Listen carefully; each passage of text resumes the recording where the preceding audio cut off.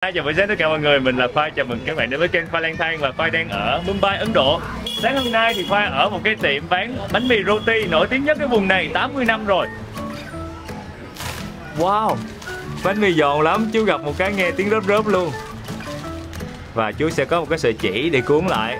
Sợi chỉ này là có nguyên cuộn chỉ ở trên luôn mọi người. Bình thường vào ngày Chủ nhật sẽ đông lắm, và hôm nay Khoai đi vào cái ngày giữa tuần nên không đông. 15 rupee một cái bánh roti, hoặc là khoảng tầm 4.500 tiền Việt Nam mình thôi. Bánh mì roti thì sẽ được làm từ bột mì, chắc chắn rồi. Nhưng mà điều quan trọng là cái hình dạng bánh sẽ được cán dẹp ra. Thật ra bánh mì roti có rất nhiều biến thể mọi người. Mọi người có thể tìm thấy bánh mì roti được bỏ nhiều bơ hơn. Anh sẽ dàn mỏng bánh mì lên bằng hai bàn tay, xong rồi trải lên trên một cái tấm này. Và cái tấm đó sẽ được ịn vào trong cái thành. Đây là cái lò để nướng bánh mì roti, có than ở giữa và nóng lắm mọi người. Đây được mệnh danh là tiệm bán bánh mì roti nổi tiếng nhất cái vùng này. Đây là cái bánh mì roti vừa mới ra lò. Nó thơm mùi bánh mì nướng lắm mọi người. Tại vì làm từ bột mì nên cái mùi hương á nó cũng tương tự như bánh mì mà ở Việt Nam mình hay ăn. Chỉ có điều là hình dạng nó dẹp hơn, mỏng hơn. Khi mới lấy ra lò thì nó sẽ hơi mềm mềm dẻo dẻo, nhưng bây giờ Khoai thấy bắt đầu nó giòn lại rồi, nó bắt đầu khô dần thì mọi người sẽ nghe được cái tiếng rớp rớp nè. Đó, Khoai bẻ cho mọi người nghe thử nha.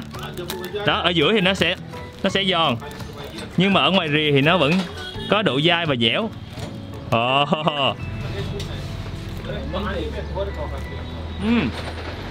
Ngoài dẻo, chính giữa thì giòn, hơi có vị mặn nhẹ nhẹ. Cái mặt này là mọi người có thể nhìn thấy nó tiếp xúc với lại cái thành, cho nên nhìn nó có vẻ giòn hơn, vàng hơn. Bên đây thì nó nở thành những cái bong bóng. Khoai sẽ bẻ ra nha.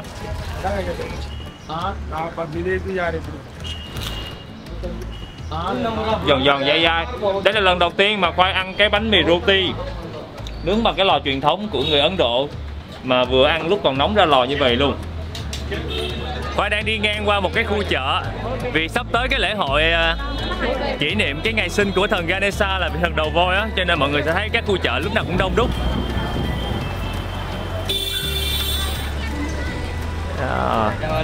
Anh có cái cân giống như cái cân đòn của mình hồi xưa. Ở bên đây để một cái cục tạ nhỏ, sau mình sẽ cân đồ bên kia.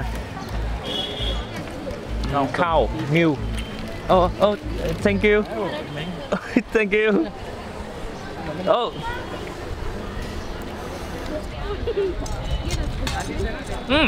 Mà ăn vô thì nghe là mùi sữa.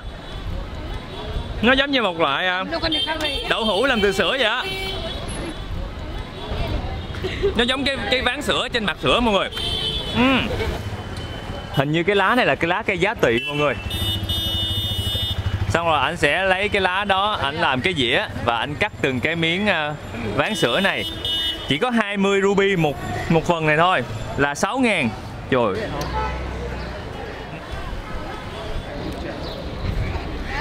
Béo, thơm mùi sữa bò. Mà đây là sữa từ con bò vàng chứ không phải là con bò sữa nha mọi người. Giờ thì Khoai đã hiểu vì sao người Ấn Độ họ ăn chay nhiều, nhưng mà họ vẫn cao to vậy. Họ ăn rất là nhiều sản phẩm từ sữa, từ phô mai, từ trứng.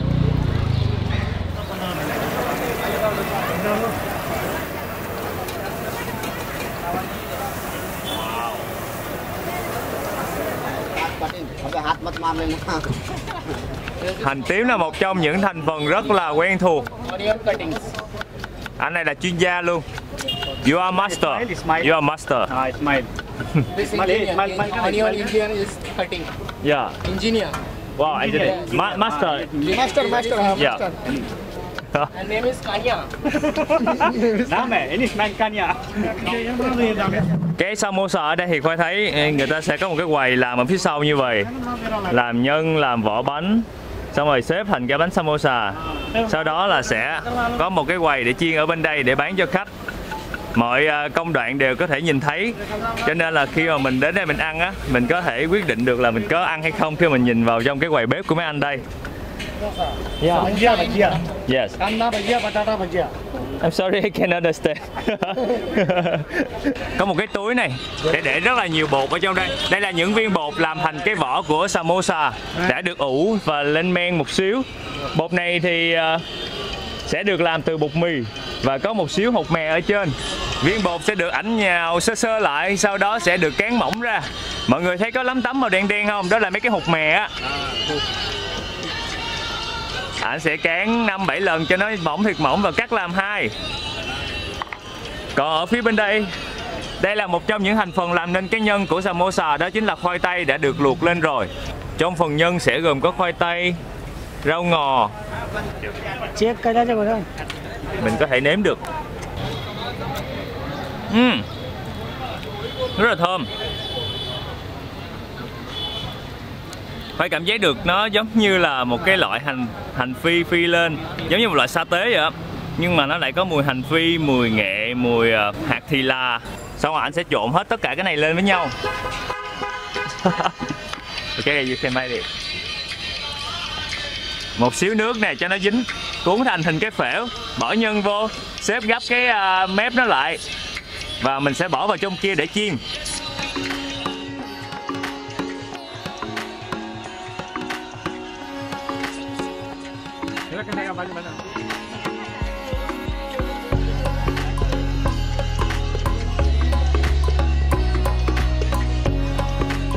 Hello. Yeah, hello. Anh đang quay phim file. Yes. Samosa sau khi đã được gói thành hình thì sẽ bắt đầu chuẩn bị được chiên ở trong chảo dầu này. Ảnh vừa mới châm một cái can dầu lớn vô.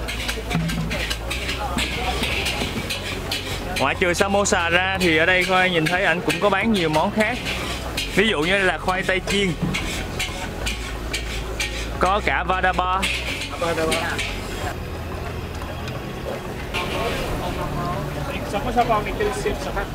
Yeah, this ice cream. How much for one?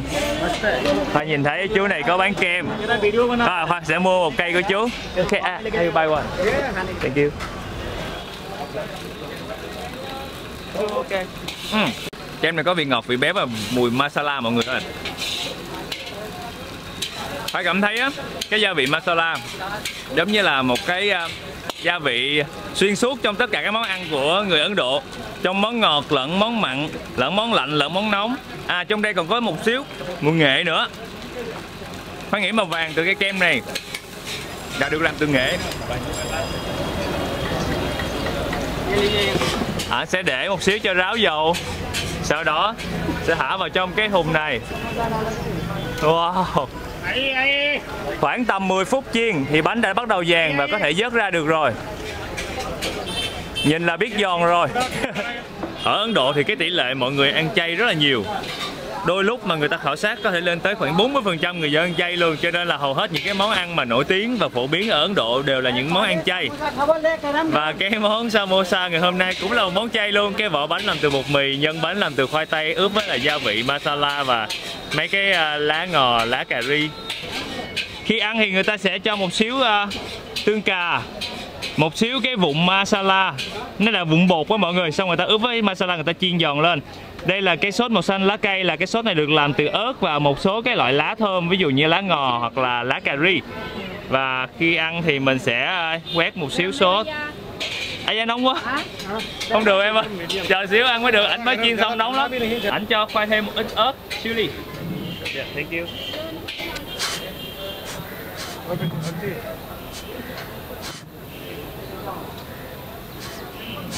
It's so hot now. Khoai thổi nãy giờ được 3 phút và nó đã nguội đi một chút.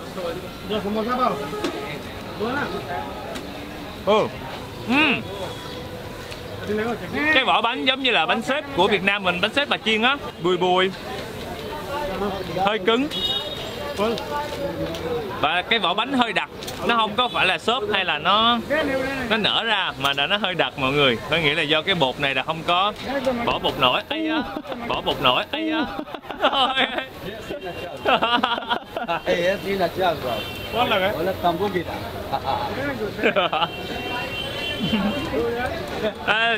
Megan đi. Ở trong mọi người có thể thấy là cái bánh nó phồng lên và nhân khoai tây nó lọt thởm ở trong này. Tự nhiên cái đứng cái bị cây rớt đầu. Rồi. Khoai tây ở trong nóng lắm mọi người ơi, ăn cái này phải cẩn thận, thật sự luôn. Ăn kèm với trái ớt chiên.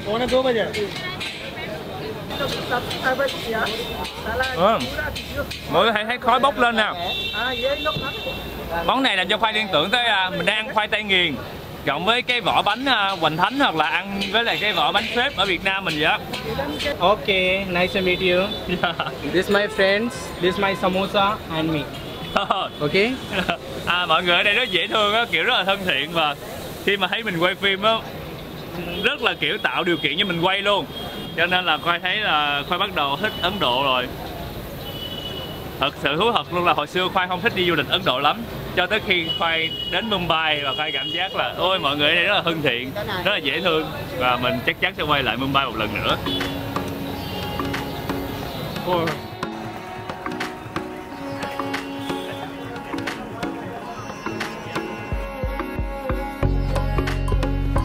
Wow, what is fruit? Caveira. Khoai nhìn thì giống trái quách ở Việt Nam mình lắm, trái quách thì bự hơn, còn trái này thì nhỏ hơn. Mình sẽ mua thử để mà ăn. Anh sẽ mượn cái cục cái cân của cái anh này. Hai cái cục đó là hai cục để mà cân. Wow.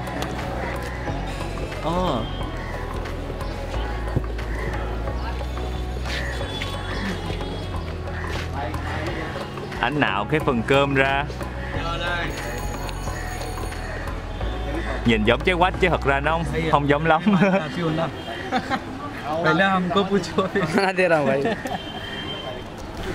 Trái này ở đây người ta gọi là cave mọi người.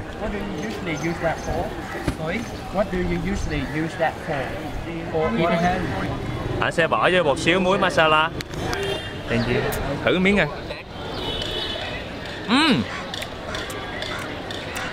Chua. Kèm theo vị chua đó là vị chát. Kết cấu của nó kiểu có cái hột non non, mình ăn sực. Mọi người nhai mọi người sẽ cảm giác ăn giống như ăn trái bần, mà bần già, bần chát còn chát á. Mà nó cũng gần giống như ăn cái miếng trái sung. Mà cái vị chua nó lại giống trái ổi. Em nghĩ á, ai qua Ấn Độ mua hũ một trái. Hả? Ai qua Ấn Độ mua hũ một trái. Mua thử một trái hả? Thủ chi? Khoai hiểu ý em Khoai. Em Khoai nó kêu là ai qua Ấn Độ nên mua cái trái này ăn bỏ trong mình á. Tại vì nó có vị chát á, lỡ mà mình đi ăn mà mình bị bắn pháo bông á thì mình có thể ăn trái này vô để mà nó kìm lại cơn bắn pháo bông. Khoai nghĩ là đúng không? Đó. Anh em mà nghe nó nói là Khoai hiểu liền. Trái này là hội tụ các yếu tố của một cái loại trái cây dành cho những người thích ăn chua. Chát có, giòn sực có, chua có, mùi thơm thoang thoảng có. Phải công nhận là trái này ngon nha. Khoai chấm bây giờ có người rùi đột 9 điểm. Ở đây mọi người có ai mà sợ tóc không? Tự nhiên Khoai đang ăn, Khoai nhìn cái tờ bìa ở dưới là mấy cái tóc á, cái hết muốn ăn luôn mọi người. Nên góp ý ai mà tận dụng mấy cái giấy tập á thì kiếm giấy nào mà chủ đề phù hợp, chứ nhìn tóc như vậy nhìn sợ làm sao á. Ghê quá ha, nguy hiểm ha. Ở đây Khoai thấy có một cái công trường đang xây dựng mọi người. Xây cái nhà cao cũng 7-8 tầng gì đó mà giàn giáo làm bằng tre. Lâu lắm rồi mới thấy giàn giáo làm bằng tre như vậy. Từ hồi xưa luôn á. Wow. Khoai thấy chú này đang bán một cái cụ giống như cụ ấu ở miền Tây mình. Thì chắc là phải luộc lên mới ăn được, cho nên mình không thể nào mua ngay bây giờ. Thank you. Ở đây Khoai nhìn thấy có một cái cây massage đầu. Hey, how much? How much? $50. $50. 50 rupee. This is dollar. It's a bit expensive. I cannot buy it. How much? 50 rupee. Okay, I will buy one. Mình sẽ lấy một cây màu vàng đi, nổi bật nhất.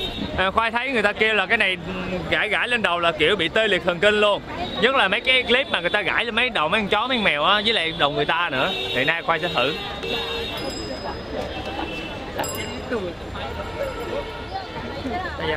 Sao thấy nó đau nhiều hơn Khoai? Thấy nó đau quá. Ế nó cũng nhột nha mọi người. Ế nhột nhưng mà đau.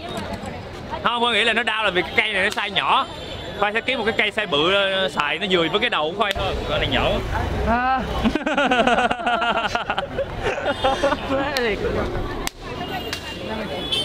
Cái đầu anh nó không có vô cái khớp.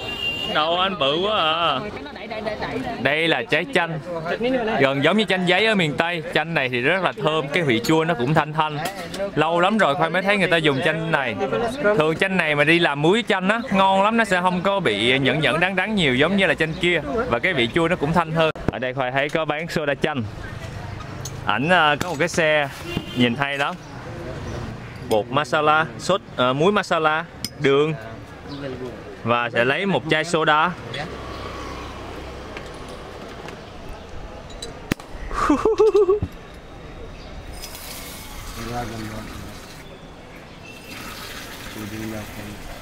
Wow.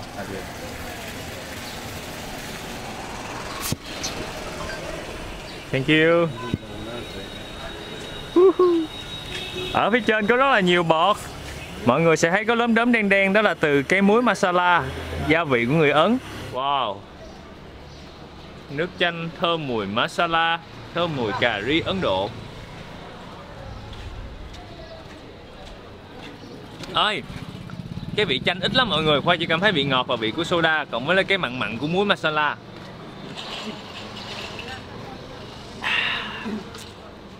Lâu lắm rồi Khoai mới nhìn thấy. Yeah.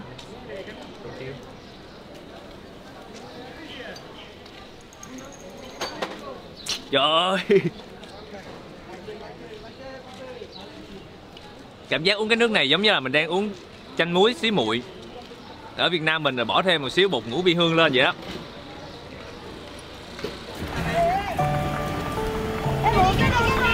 Ở đây mấy đứa nhỏ cưỡi ngựa. Wow. Nhìn hay quá.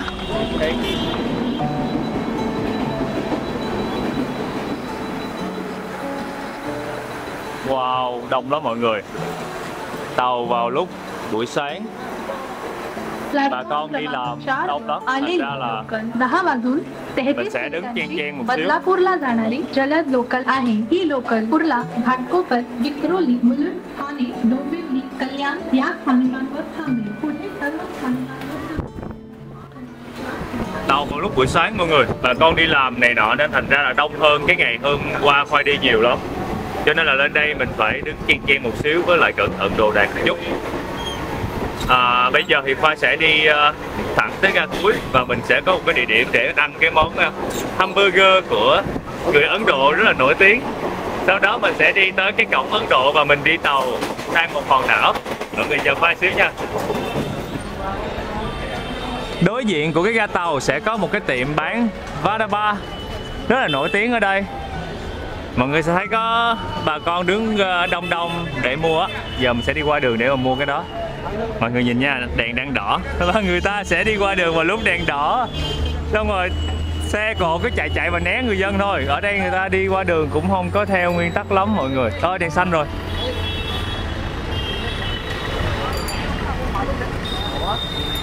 Đây. Nhớ không? Nhớ chỗ quen thuộc ăn trầu không?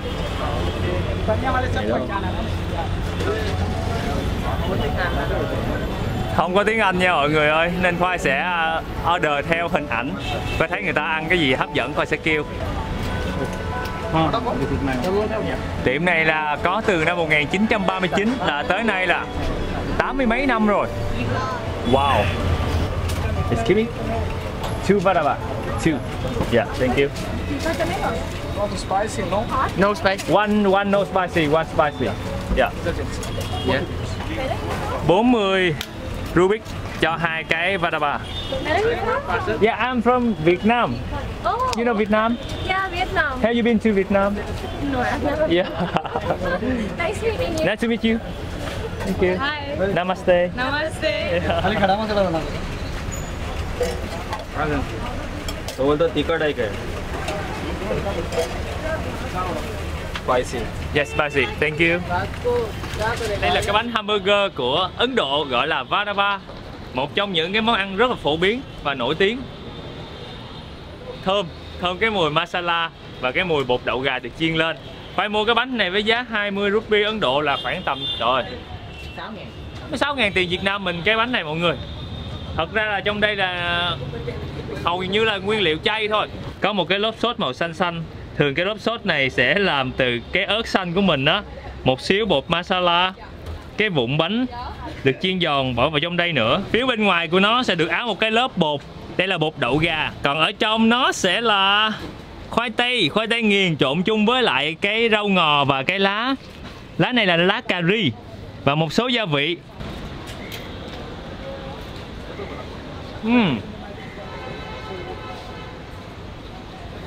Cái mùi của lá cà ri rất là nổi bật ở trong này.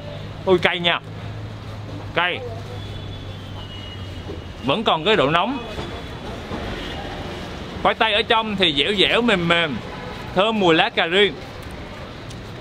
Đúng nghĩa là một cái món ăn chay hoàn toàn của mọi người. Bên ngoài là bột, ở trong cũng là bột. Chú đó xin ghề sung. Ok, wait one minute. Đây bánh nào? Đưa tiền anh mua cho. Ở đây có chú này, chú cái bánh. Đây là chắc là mình sẽ mua tặng chú. Ok, wait. I will buy for you.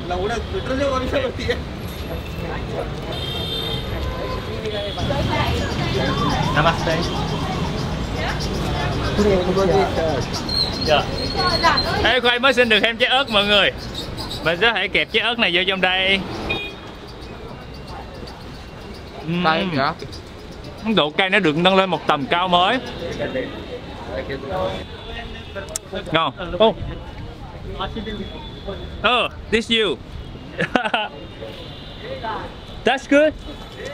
Yummy. Yeah. What's your name? Your name? Santos. Tenter. Your name? Santos. Khoai. Hey. Khoai. Yeah, nice to meet you.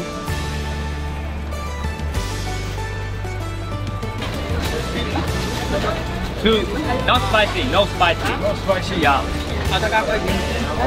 What's your name?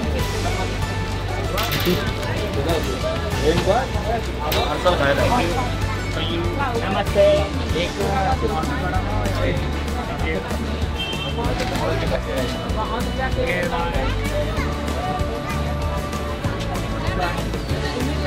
Namaste. Dễ thương quá vậy.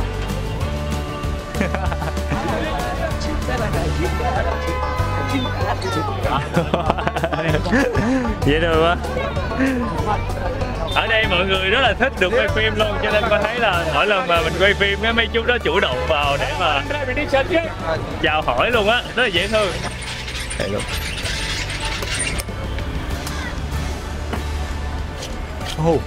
Con dao bén gì?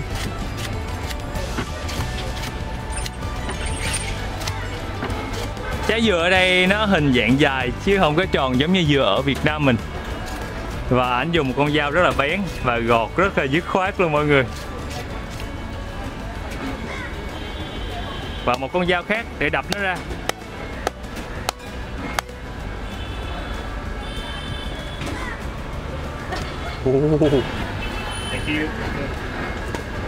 Ở Ấn Độ có cái hay là mọi người dùng ống hút bằng giấy.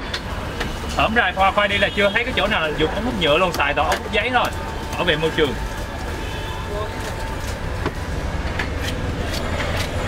Trái dừa này hơi rám rồi, chịu nó sẽ ngọt nhưng mà nó có hơi có cái vị giống như là dầu dừa thanh phản ở trong đây. Hello. Ở đây Khoai thấy cô này bán dưa leo và đồ chua.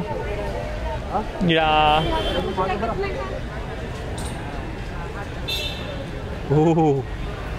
Sao mà tẩm muối masala lên? This is masala sauce. Masalas. Yeah. Yes. Đây là món ăn mà được mệnh danh hồi xưa lúc mà Khoai coi mấy cái ẩm thực đường phố Ấn Độ, người ta hay kêu là qua Ấn Độ khởi nghiệp bằng món này sẽ rất là dễ. Một cái trái dưa leo bự và cắt làm 4, bỏ thêm xíu muối masala. Which from Thailand? Yeah. Which from Thailand? I'm from Vietnam. Vietnam. Yeah. That's right. Dưa thì ngọt nước, giòn giòn là của this nó. 10 rupiah. Yeah, no, that pieces only. Món đơn giản mọi người. Món khoai tây đem muối Tây Ninh của Việt Nam qua đây Phan Ngọc phải bán. Làm giàu không có. Birthday में काम आ Mình sẽ đi qua đây cạnh tranh với con, mở cái sạp ngay sát bên con luôn. Birthday में लगा सकते हो कोई Chân dung thanh niên sau khi ăn dưa leo xong thích quá đi mua thêm 2 trái nữa. Vô.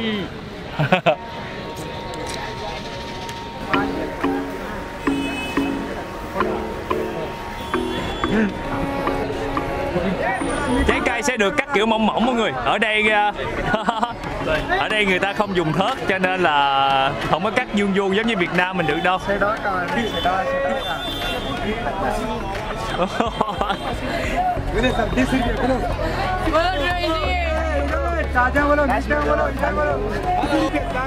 How much for one dish? Cái nào nó cũng cắt mỏng mỏng thôi. Sau lưng khoai là cổng Gateway of India. Hình như là vậy đó mọi người. Là một cái công trình rất là nổi tiếng ở Mumbai. Nó được xây dựng khi mà kỷ niệm cái vị vua Ghosh và hoàng hậu Mary đến thăm Mumbai vào năm 1911. Và bây giờ nó thành một biểu tượng của Mumbai luôn. Thì người ta hay tới đây để chụp hình check-in lắm. Công trình này cao 20 mấy mét lận, 28 mét. Bên cạnh chính là một cái bến tàu. Mọi người thấy có một chiếc tàu đã được rời bến. Đây là tàu mà mình có thể đi ra ngoài cái đảo mà hang voi. Mình sẽ đi tranh thủ qua bên kia mua vé tàu chứ không trễ mất. Hôm nay trời nắng lắm mà quên mua cây dù mất rồi. Ở xung quanh đây mọi người sẽ có rất nhiều công trình mang kiến trúc cũ hồi xưa và người ta bảo tồn được rất là tốt. Bên đây này.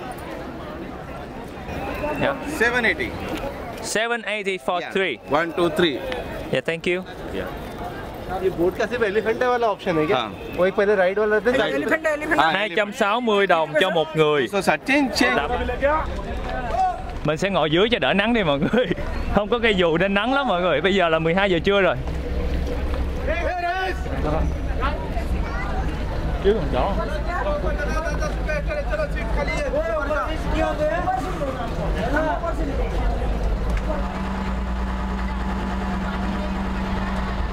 Mất khoảng gần 1 tiếng rưỡi để từ cái chỗ này đi ra ngoài đảo. Cho nên nếu mọi người đi cái đảo hang voi á thì cố gắng dậy sớm xíu. Mình đi sớm buổi sáng thì nó sẽ mát mẻ hơn. Hoặc là mình đi vào lúc mà 1-2 giờ chiều, xong lúc quay về là ngay vừa lúc hoàng hôn.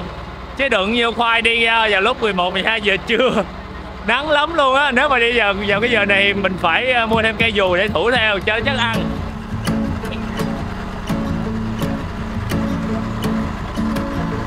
Một tiếng rưỡi sau 1 tiếng rưỡi thì bây giờ tàu vừa đến được đảo rồi.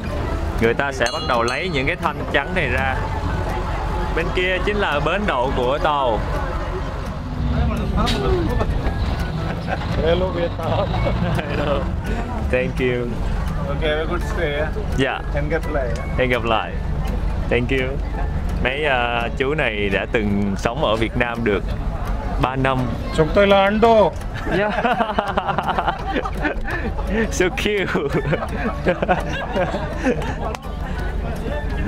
Cho nên là mọi người sẽ biết được một vài tiếng Việt.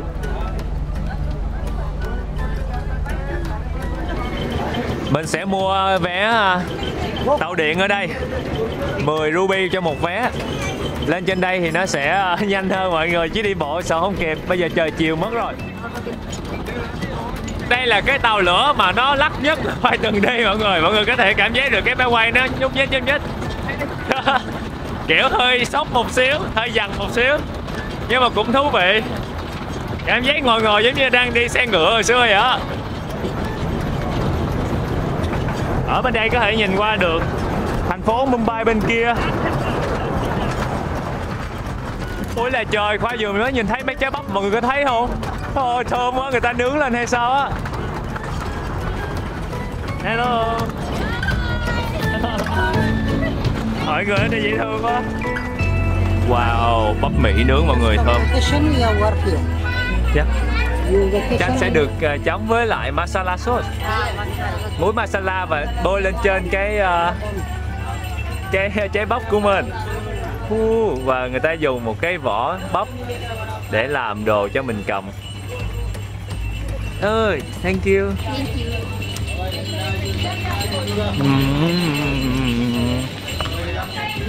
Ôi là trời, thật là hạnh phúc. Bắp Mỹ nó ngọt lắm, nhưng mà trà chanh với lại muối masala lên cái mùi cũng hay hay, mùi như ngũ vị hương mà có vị chua chua. Ở đây sẽ có 120 bậc thang để đi lên trên đỉnh của cái ngọn núi này.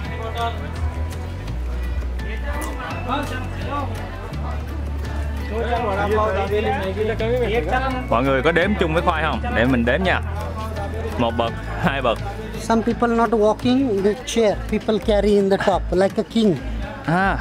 Mấy cái ghế này giống như mấy cái kiệu á, để mà mọi người nếu mà ai đi bộ không nổi, leo không nổi thì sẽ có người khiêng mình lên trên đỉnh núi luôn. Hồi xưa Khoai đi bên Indo, đảo Java thì lúc mà leo núi lửa thì cũng vậy. Ui da, có con khỉ này nó đeo con nó. Vậy là trái bắp của mình đã được thuộc về em khỉ rồi. Gọi là 120 bậc nghe tưởng ít mọi người, nhưng mà một bậc á, đây dài mấy chục mét mới có một bậc. Thành ra là mình đang đi theo một cái đường xiên lên. Vé đi vào hang voi là 600 ruby cho người nước ngoài mọi người. Người Ấn Độ chỉ trả 40 thôi, còn người nước ngoài trả 600, gấp 15 lần. Cái kiểu chính sách giá này thì Khoai thấy ở Thái Lan người ta cũng hay áp dụng. Thường thì thu người bản địa giá thấp, còn người nước ngoài thì sẽ thu giá rất cao. Đâu giá tiền đâu? 600. Wow. Giờ mình sẽ đi thẳng vô trong hang voi, một trong những công trình cổ mà rất nổi tiếng ở Mumbai. Cây cối ở trong đây rất là mát mọi người. Wow, gió thổi thoang thoảng nữa. Ở bên kia là cái hang đầu tiên.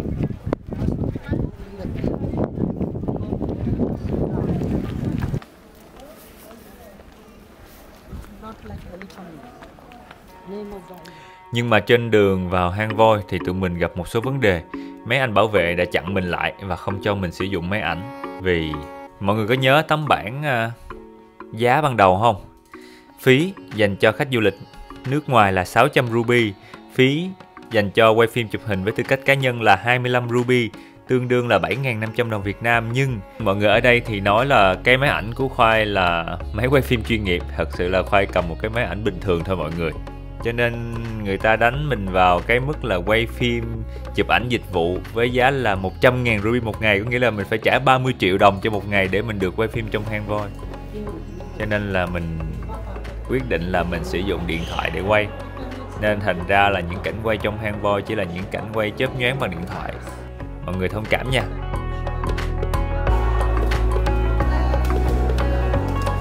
Khoai vừa mới ra khỏi hang voi. Thật ra đây cái tên hang voi không phải là tên đầu tiên. Tên đầu tiên là một cái tên khác, là vì một cái người mà người ta thám hiểm người ta tới, ta gặp cái hòn đảo này và có một cái bức tượng voi rất là lớn ở phía dưới. Cho nên là người ta dùng cái tên đó để đặt tên cho hòn đảo và cái nơi này luôn. Nếu mà mọi người đến đây á, thì chủ yếu trong hang động sẽ là thờ những cái bức tượng của thần Shiva, cũng như là những cái bức điêu khắc ở trong tường đá về cuộc đời, về câu chuyện của thần Shiva. Nên nếu muốn hiểu hơn về nơi này, mọi người nên book một cái anh dẫn đường, ảnh sẽ giải thích về câu chuyện từng bức tượng. Còn nếu mà mọi người chỉ đến đây để tham quan thôi thì Khoa thấy nó sẽ hơi lãng phí thời gian. Và thật sự rất lãng phí thời gian. Mọi người sẽ đi mất khoảng 5 cho tới 6 tiếng cho cái chuyến này, mất nửa ngày đó. Và khi lên đây thì mọi người sẽ được nhìn thấy một cái hang với những bức tượng từ xưa. Nếu mà ai mà yêu thích về điêu khắc, về văn hóa thì đây là một nơi rất là tuyệt. Nhưng nếu mà bạn là một người đi du lịch để mà tìm hiểu về ẩm thực hay là những cái điều khác thì nơi đây sẽ hơi nhàm chán. Cộng với việc là họ sẽ lấy phí vào cổng hơi cao so với lại khách du lịch quốc tế. Người địa phương chỉ trả khoảng 40-50 ruby thôi, còn khách du lịch quốc tế sẽ phải trả khoảng 600 ruby cho cái vé vào. Còn với cái tiền tàu, với tất cả mọi thứ thì mọi người có thể cân nhắc về cái việc có quyết định đến đây hay không. Vì ở Mumbai có rất nhiều địa điểm và rất là nhiều nơi để mình có thể khám phá. Giờ thì Khoa sẽ đi xuống dưới để mà đón tàu về lại đất liền. Mất khoảng 1 tiếng rưỡi nữa để quay trở lại. Hy vọng là về kịp buổi tối để mà mình có thể đi một vài cái con đường để tìm hiểu về ẩm thực nữa.